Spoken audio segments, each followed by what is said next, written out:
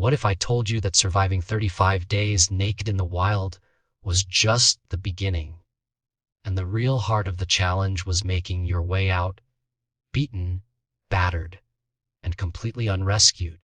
That's exactly what happened on Naked and Afraid: A Apocalypse Episode 8, the finale that puts every raw moment of survival, teamwork, conflict, and triumph right on display. We're talking wild animal scares, emotional breakdowns, rotten fish disasters, patched together shelters, and, in the end, a brutal all or nothing escape through the South African wilds. Grab your canteen and let's dive into every twist, fight, and victory that brings this epic season to its wild, unforgettable finish. The episode drops us right into the aftermath of 25+ relentless, survivalist days. 3 battered teams camp together for safety inside the infamous Rage Cage, an abandoned animal enclosure surrounded by hippos, elephants, and ever-lurking predators. Picture it: hyenas howling, distant animal calls echoing in the dark, and a group of contestants now swelled to 8 people. The group's chemistry is electric but tense. After all, every decision is life or death, and resources are running thin with so many mouths to feed. We see Alexa giving us the lowdown, everyone squeezing into the cage, building makeshift bomas outside for protection, literally playing zookeeper in reverse as the animals lurk somewhere just off screen. The plan for the outsiders: if danger strikes, scramble on top of the cage. Not exactly reassuring when you hear lions roaring nearby. With the teams merged, the challenge ramps up. The vibe is desperate. Water holes are drying up, everyone's hungry, and now they must put aside old rivalries and work together. No choice when it's survival on the line. Remember, in this new apocalypse format, their rescue: no trucks, no last-minute chopper. They have to reach civilization on foot, pushing north through the wasteland, or die trying. Early in the episode, the group's main quest is clear: find enough food for everyone. 8 stomachs need filling, and as Alexa bluntly says, they need one big kill or risk disaster. Joe, one of the resident hunters, is muddying up at the water holes to mask his human scent. He's scanning new game trails: wildebeest, impala, a glimmer of hope. Meanwhile, others hunt for salvage, venturing into a derelict slaughterhouse straight out of your worst post. Apocalyptic nightmares, rusty metal, old pulleys, and a stench of decay. But what is trash for most is treasure to a starving team. They scavenge wire mesh for trapping fish and sheets of corrugated steel for desperately needed shelter. Back at camp, personalities crash against each other. You can feel Teal's exhaustion, her patience snapping as days wear on and the social battery runs out. She's gruff, curt, and emotionally distant, alarming the team as she refuses water and recedes from her usual proactive self. The others grow worried, walking on eggshells. It's not just physical endurance at stake. The group's mental health is teetering.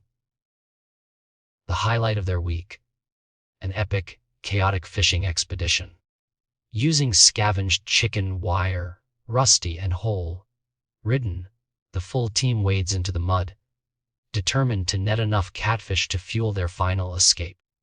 What follows is raw teamwork under pressure: people shouting, gaps opening in the wire, fish leaping through holes, hands shredded on sharp mesh.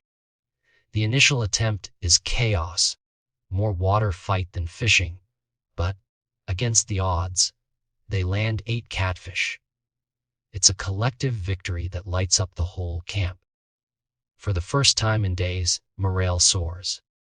They feast, smoke extra fish for tomorrow, and savor the rare feeling of a full belly. But the next day, disaster strikes. The smoked catfish are discovered to be badly spoiled, flies swarming, skin bloated, the stench undeniable. The error: failing to fillet and dry the fish properly. It's a crushing blow.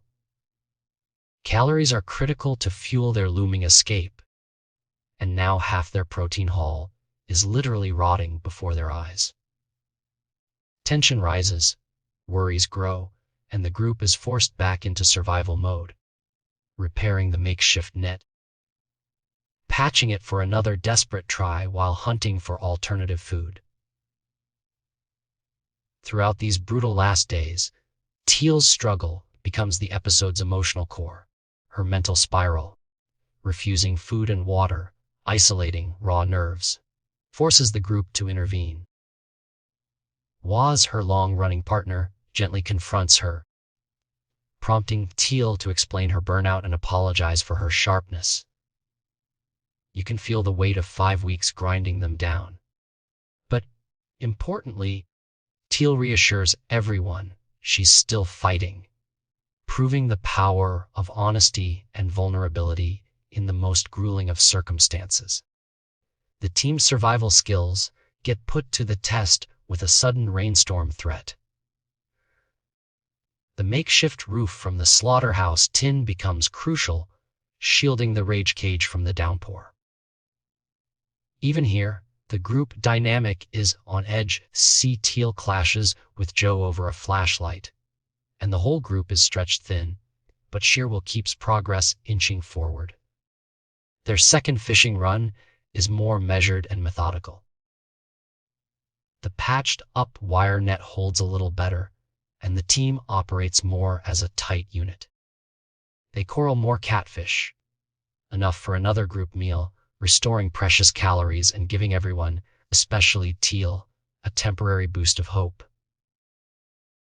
With food in their bellies, energy returns.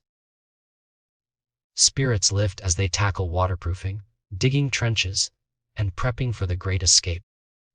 In a great example of practical survival, Teal and Alexa build a charcoal-based water filtration system from scavenged gear, giving the team safer water for the strenuous final push. Meanwhile, everyone crafts escape essentials: jury, rigged shoes, emergency packs, and triple checks their minimal supplies. You can feel the anticipation and anxiety coiling tight as escape day dawns.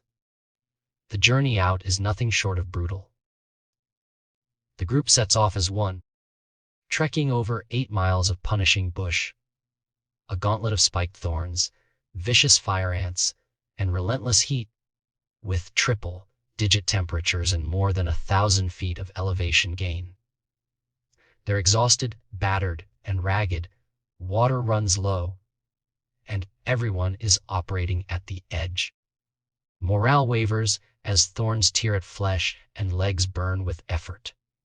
Teal, in particular, nearly reaches her breaking point multiple times, but the group rallies around her, encouraging her onward.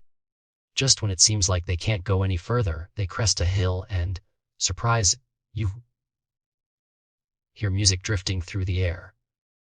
Civilization.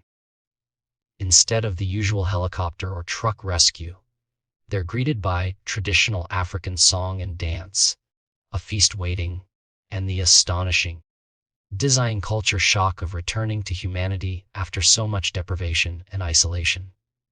The sight of fresh food, fruit, and barbecue is almost overwhelming, a sensory overload that feels dreamlike after 35 days of survival mode. As everyone eats, decompresses, and slowly smiles again, the real final twist lands. They've all changed. The hardships, the infighting, the teamwork, the hunger, the adaptation, it's left marks on their bodies. Everyone lost immense amounts of weight and minds. But each of them also gained new strength. Alexa, who began as a vegetarian, adapted to survive. Teal, despite hitting her lowest low, finished with her team. Joe, who spent half the challenge alone, now treasures community. Waz and Wes conquered past failures in Africa, and found redemption. The closing moments are deeply personal and touching. We see the contestants back home. Was hugging his beloved dogs, Joe quitting his government job to run a feed store and teach survival, Waz building out his survival school, Alexa reveling in the little everyday joys of home. Every single one carries the lessons and scars of the apocalypse, each changed in some vital way. So for this epic finale, what truly stands out is not just the brutal physical obstacles or even the wildlife risks. It's the human drama, the unpredictable moods, the tension of leadership under crisis, the near losses, the teamwork, and the triumph of the spirit when everything else is stripped away. Naked and Afraid Apocalypse Episode 8 is a fierce, unfiltered look at humanity at its edge, showing us that in the end, escaping the wilderness means conquering your own fears and limits together.